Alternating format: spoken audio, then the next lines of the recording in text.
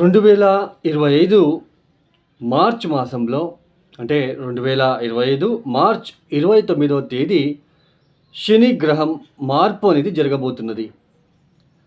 అంటే ఏదైతే ఈ కుంభరాశిలో సంచారం చేస్తున్నారో ఇక మీద 2025 మార్చ్ 29వ తేదీ తర్వాత ఆయన కుంభరాశి నుంచి మీనరాశికి వెళ్ళి సంచారాన్ని ప్రారంభం చేయబోతున్నారు. 2025 మార్చ్ 29వ తేదీ నుంచి 2027 జూన్ వరకు కూడా మీనరాశిలో శనిగ్రహ సంచారం జరుగుతున్నది. ఈ ట్రాన్సిషన్ ఏదైతే ఉందో, ఈ శనిగ్రహ మార్పు ఏదైతే సంభవిస్తూ ఉందో, ఈ శనిగ్రహ మార్పు వలన ద్వాదశ రాశుల వాళ్ళకి ఎలాంటి ఫలితాలు గోచరిస్తున్నాయని తెలుసుకుందాం. ముఖ్యంగా ఏళ్నాటి శని, అర్ధాష్టమ శని, అష్టమ శని, పంచమ శని అంటే చాలామందికి ఒక భయం అనేది ఉంటుంది. అంటే ఏ కష్టం వచ్చినా కూడా అది నాకు శనిదేవుడు ఇంపాక్ట్ అని అనుకుంటూ ఉంటారు. ఇక్కడ ఏంటి అంటే గోచారం వేరు, మన స్వజాతకం వేరు. గోచారంలో ఒక రాశి నుంచి ఇంకొక రాశికి ఒక గ్రహం మారుతూ ఉన్నప్పుడు, అంటే ఇప్పుడు కుంభరాశి నుంచి శని మీనరాశికి వెళ్తున్నాడు. ఈ మీనరాశికి మీ జాతకంలో శని ఎన్ని అష్టకవర్గ బిందువులు ఇచ్చాడు అన్నది చాలా ఇంపార్టెంట్. అష్టకవర్గ బిందువులు చాలా ఇంపార్టెంట్ అండి. ఇప్పుడు పాపగ్రహాలైన అంటే శని కావచ్చు, కుజుడు కావచ్చు, ఇలా రాహు కావచ్చు, లేదా సూర్యుడు కావచ్చు, 3, 6, 11వ స్థానాలు తర్వాత దశమ స్థానంలో కూడా మనకి శుభ ఫలితాలు ఇస్తారని మనకి తెలుసు. లాభస్థానంలో ఏదైనా ఇప్పుడు లాభస్థానంలో శని వచ్చాడు అంటే లాభస్థానంలో శని రాగానే పూర్తిగా శుభ ఫలితాలా అంటే లాభస్థానంలో శని రాగానే పూర్తిగా శుభ ఫలితాలు అని చెప్పుకుంటూ ఉంటాం. బట్ శని లాభస్థానంలో వెళ్ళినప్పుడు అశుభ ఫలితాలు అయితే ఉండవు. బట్ పూర్తిగా లాభం ఇస్తాడా, మిక్స్డ్గా ఉంటుందా, మీడియంగా ఇస్తాడా, ఇలా మనం ఎలా తెలుసుకుంటాము? అష్టకవర్గ బిందువులు ఏ 0, 1, 2 ఇచ్చి బలహీనపడి ఉంటే ఆ గ్రహం ఇచ్చే ఫలితాలు చాలా మటుకు తగ్గుతాయి. 4, 5, 6 ఇలా ఆ గ్రహం ఆ ఇంటికి సంబంధించిన ఏదైతే అష్టకవర్గ బిందువులు ఎక్కువ ఇచ్చి ఉన్నప్పుడు ఆ గ్రహం యొక్క ఫలితాలు అనేది పూర్తిగా ఒక జాతకుడికి అందుతాయి. ఇప్పుడు గురువు కూడా అంతేనండి. లాభస్థానంలో గురువు వచ్చాడు, గురుబలం ఉంది, ఆయన ఎంతవరకు బలిష్టంగా ఉన్నాడో ఆయన ఆ స్థానంలో అష్టకవర్గ బిందువులు చూసుకోవాలి. తర్వాత శని లాంటి గ్రహం ఒక రాశి నుంచి ఇంకొక రాశికి ఇప్పుడు మీనరాశికి వెళ్ళి సంచారం చేస్తున్నారు.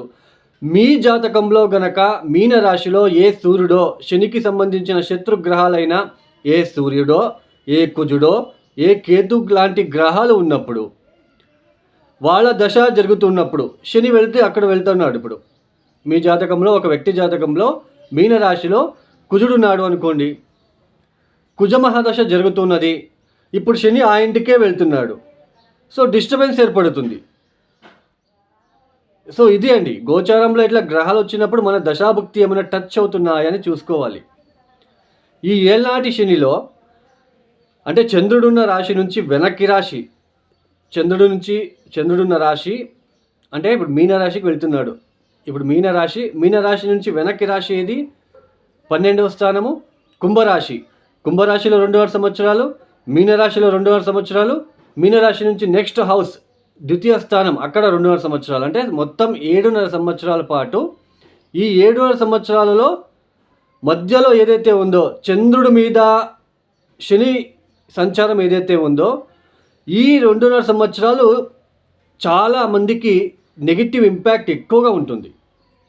చంద్రుడు మనసు కారకుడు, కుటుంబ కారకుడు, సంతోష కారకుడు, అందులోనే మానసిక సంతోషము ఇచ్చే గ్రహమే చంద్రుడు.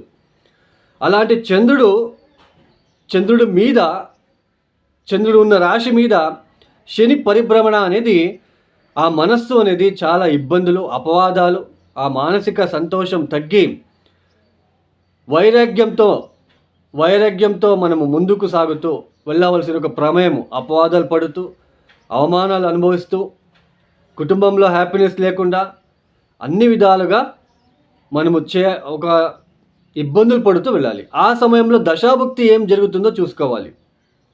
దశాభుక్తి ఫేవరబుల్ ఉంటే సో మేనేజ్ చేసుకుంటూ వెళ్తారు. ఒకవేళ దశాభుక్తి ఫెయిల్ అయ్యి ఇలా కూడా ఉన్నట్లు కనుకైతే ఏదైతే ఉందో ఇప్పుడు జన్మరాశిలో శని సంచారం చేసేటప్పుడు అది నెగిటివ్, ఈ దశాభుక్తి బాగాలేదు అంటే ఒక వ్యక్తి చాలా తీవ్రమైన ఇబ్బందులు పడుతూ ఆత్మ అంటే ఎట్లా ఉంటుందంటే మనకి జీవితం వద్దు, జీవితం మీద విరక్తి పడేలా చేస్తాడు. శని అంటే రిస్ట్రిక్షన్ ప్లానెట్. తర్వాత ఈ ఏళ్ళనాటి సమయంలో పరిహారాలు కూడా చాలా సింపుల్ పరిహారాలు అండి. పరిహారాలు అనగానే చాలామందికి ఏంటి అంటే ఏదో ఒక జమ్ స్టోన్ వేసుకోగానే ఆ కర్మ తగ్గుతుంది అని ఒక థాట్ వచ్చి ఉంటుంది. అలాంటివన్నీ ఉండదండి. ఒక జమ్ స్టోన్ వేసుకోగానే మనకి ఆ గ్రహం మనకి మంచి ఫలితాలు ఇస్తుంది, దట్ ఈజ్ రాంగ్. ఎప్పుడు దశాభుక్తిలో కావచ్చు లేదా ఇలా గోచరంలో ఎలాంటి శని సమయంలో కావచ్చు కొన్ని సింపుల్ పరిహారాలు మనమే చేసుకుంటూ వెళ్ళాలి తప్ప సో ఎక్కడో ఆన్లైన్ పూజలు సో ఇవన్నీ పనికి రావు, ఫలితాలు కూడా రావు. సో ఇక ద్వాదశ రాశిలోకి వెళ్ళిపోదాం. తదుపరి రాశి తులారాశి. ఈ తులారాశి వాళ్ళకి శని భగవానుడు చతుర్థాధిపతి పంచమాధిపతి రాజయోగకారకుడు అవుతాడు. ఇక్కడ ఈ 2025 మార్చ్ 29వ తేదీ నుంచి 2027 జూన్ వరకు కూడా 6వ స్థానంలో సంచారము. ఈ శని లాంటి పాపగ్రహాలు మనకి 6వ స్థానంలో యోగిస్తాయి. అంటే శత్రువుల మీద విజయం సాధించడానికి ఇది మంచి సమయము. కోర్టు కేసుల్లో కూడా మనకి విన్ అవ్వడానికి ఏదైనా లీగల్ ఇష్యూస్ జరుగుతూ ఉంటే మీ పైన ఇప్పుడు అది విన్ అవ్వడానికి ఇది రైట్ టైం. తర్వాత కాంపిటేటివ్ ఎగ్జామ్స్ అని అంటాం. మీరు ఏదైనా గవర్నమెంట్ రిలేటెడ్ ఎగ్జామ్స్ రాస్తూ ఉన్న వాళ్ళకి ఈ సమయంలో కనుక మీరు రాస్తూ ఉంటే చాలా మంచి ఫలితాలు వస్తాయి. అంటే chances to get the job. But it's depends on your జాతకం. మీ జాతకం కూడా చెక్ చేసుకోవాలి ఒకసారి. సో సంఘంలో కూడా మంచి గౌరవం అనేది ఉంటుంది. మిమ్మల్ని చూస్తే ఈ సమయంలో తులారాశి వాళ్ళకి మిమ్మల్ని చూస్తే చుట్టుపక్కల ఉన్న వాళ్ళందరికీ కూడా అంటే మీ శత్రువులకి ఒక మంచి భయం అనేది ఏర్పడుతూ ఉంటుంది. మిమ్మల్ని చూడగానే భయపడుతూ ఉంటారు వాళ్ళు. తర్వాత హెల్త్ రిలేటెడ్ స్ట్రగల్స్ ఏమైనా ఉన్నట్లు కనుకైతే వాటిలో ఓవర్కమ్ అవ్వడానికి ఛాన్సెస్ ఉంటుంది. ఇట్ డిపెండ్స్ ఆన్ అక్కడ ఏదైనా గ్రహం ఉందా. మీ మీనరాశిలో కనుక మీ జాతకంలో చెక్ చేసుకోండి. సూర్యుడో కుజుడో ఉంటే హెల్త్ రిలేటెడ్ డిస్టర్బెన్సెస్ అలాగే సాగుతాయి. తర్వాత జాబ్లో కూడా స్ట్రగల్స్ అనేది ఎక్కువగా ఫేస్ చేయాల్సి ఉంటుంది. శత్రువుల పైన విజయం సాధించినప్పటికీ అది చాలా స్ట్రగల్తో కూడిన విజయం అయ్యి ఉంటుంది. ఈజీగా అయితే ఉండదు. డిస్టర్బెన్స్ చేస్తూనే ఉంటారు మీ ఎనిమీస్ మిమ్మల్ని. సో ఇలాంటివి ఉంటాయి. బట్ అక్కడ ఏ గ్రహము లేదు, అష్టకవర్గ బిందులు కూడా ఎక్కువ ఇచ్చారు అంటే ఇట్ విల్ బి ఫైన్.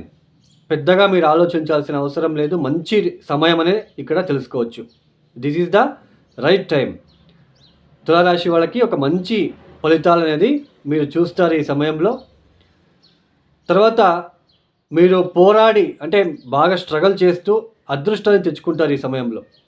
ప్రతి విషయంలో జయం అనేది మీకు సిద్ధిస్తూ ఉంటుంది. జాబ్లో కూడా మంచి అభివృద్ధిని చూసే ఆస్కారాలు ఉంటాయి ఈ సమయంలో మీకు. ఇంటికి సంబంధించిన విషయంలో కూడా ఇల్లు కొనుగోలు చేయాలనుకున్న వాళ్ళు, సైట్ కొనుగోలు చేయాలనుకున్న వాళ్ళకి కూడా చాలా మంచి ఫలితాలు వస్తాయి. ఈ సమయంలో మీరు కొనుగోలు చేసే ఆస్కారం ఉంటుంది. జాబ్లో మంచి సక్సెస్ని సాధిస్తారు ఈ సమయంలో. సో ఇలాంటి మంచి శుభ పరిణామాలు మనకి ఈ యొక్క తులారాశి వాళ్ళకి రాబోతున్నాయి.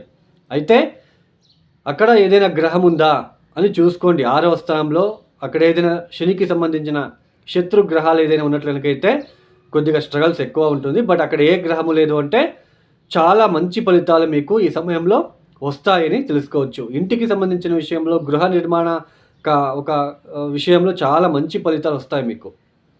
ఈ సమయంలో మీరు చాలా మంచి ప్లేసెస్కి వెళ్ళి మీరు చూసే ఆస్కారం ఉంటున్నది.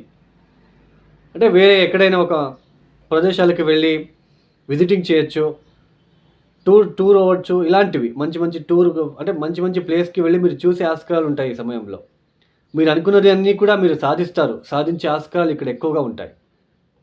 మొత్తానికి తులారాశి వాళ్ళకి 6వ స్థానంలో శని సంచారం అయితే మంచి ఫలితాలు వస్తాయి. బట్ ఆ మంచి ఫలితాలు అనేది ఎంతవరకు వస్తాయి, పూర్తి ప్రమాణంలో వస్తాయా, జస్ట్ యావరేజ్గా ఉంటుందా అనేది ఎలా తెలుసుకోవాలంటే, అక్కడ ఏదైనా గ్రహం ఉందా, అష్టకవర్గ బిందువులు, తర్వాత దశాభుక్తి, వీటిపైన మీకు ఆధారపడి ఉంటుంది. అంతే తప్ప 6వ స్థానంలో రాగానే పూర్తిగా శుభ ఫలితాలు ఇవి కాదు. ఎందుకంటే గోచారంలో ఇది మనం చెప్పుకుంటున్నది గోచారం అంటే 30% మనం తీసుకోవాలి. 30% ప్లస్సా మైనస్సా అది మనకి ఇట్స్ డిపెండ్స్ ఆన్ అక్కడ ఏదైనా ప్లానటరీ పొజిషన్ ఉందా, అష్టకవర్గ బిందువులు, ఇవన్నీ కూడా మనం చెక్ చేసుకోవాలి. ఈ సమయంలో తులారాశిలో తప్పనిసరిగా హనుమాన్ చాలీస పారాయణము, మహామృత్యుంజయ మంత్ర పఠన పారాయణము, శనివారం పూట కాలభైరవేశ్వరుడికి బూడిద గుమ్మడికాయ దీపాన్ని వెలిగించడము, శనివారం పూట కాలభైరవేశ్వర అష్టకాన్ని చదువుకుంటూ ఉండడము చెప్పదగిన సూచన. ఈ యొక్క వీడియో మీకు నచ్చితే లైక్ చేయండి, షేర్ చేయండి, సబ్స్క్రైబ్ చేసుకోండి. సర్వే జనో సుఖినో భవంతు. ధన్యవాదములు.